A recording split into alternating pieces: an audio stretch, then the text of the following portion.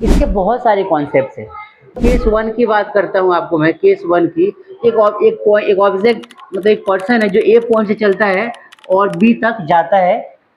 मान लो u speed से जाता है। कितनी स्पीड जाता है? u। ऐसा मान लो कि v1 स्पीड से कोई ऑब्जेक्ट जाता है और वापस v2 स्पीड से क्या आता है? वापस आ जाता है। बात समझ में आई? एक पर्सन v1 स्पीड से गया, कोई डिस्टेंस कवर करता है और v2 स्पीड से वापस आ गया। किसी ने पूछा what is the average speed of the entire journey. यहाँ पर टाइम नहीं पता, यहाँ पर डिस्टेंस नहीं पता, तब भी आप निकाल सकते हो क्या? तो v एवरेज जो आपका आएगा क्या हो जाएगा? 2v1v2 अपॉन में v1 प्लस v2। ये इसका एवरेज स्पीड का फॉर्मूला। आई बात समझ में? केस टू देख लो।